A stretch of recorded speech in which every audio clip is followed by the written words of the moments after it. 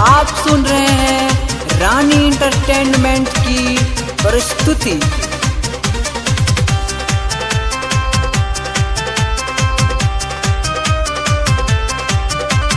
मौगा भतार सखी मिल गई मोर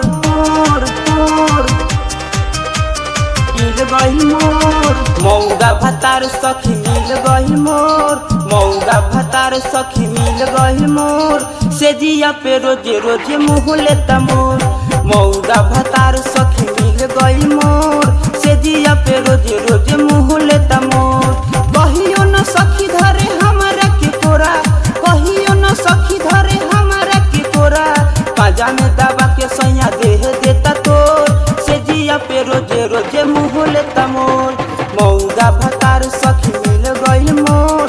से जिया पे रोजे रोजे मुँह लेता मोर।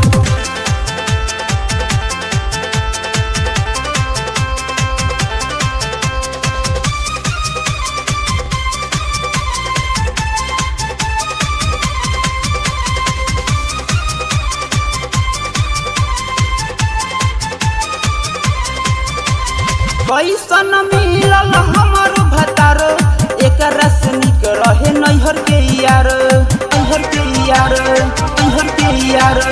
कैसन मिलल हमर भतार। एकरा से निक रहे नैहर के यार। राति के सुतल सैया कही देता भोर।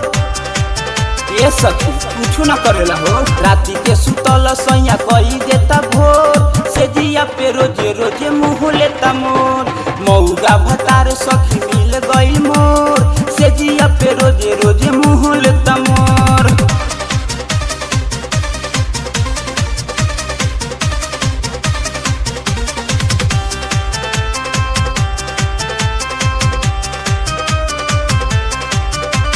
से जिया के सुख सखी हमारा न मिलल।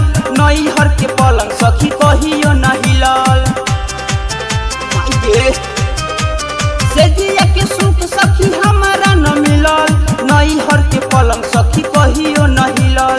धरिया कबारी कऊ कही देता शोर। ए सखी धरिया कबारी कऊ कही देता शोर। से जिया पे रोजे रोजे मुँह लेता मोर। मौगा भतार सखी मिल गई मोर। से जिया पे रोजे रोजे मुँह लेता मोर।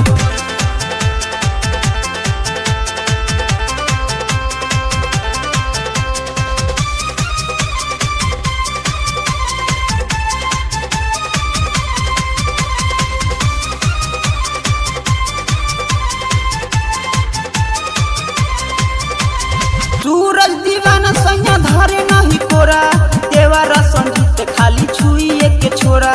छुइए के छोरा छुइए के छोरा। सूरज दीवाना सैया धरे नहीं कोरा। देवारा संगीत खाली छुइए के छोरा। राइटर राना यार खास बावे मोर। ओकरे पता आस बा। राइटर राना यार खास हवे मोर।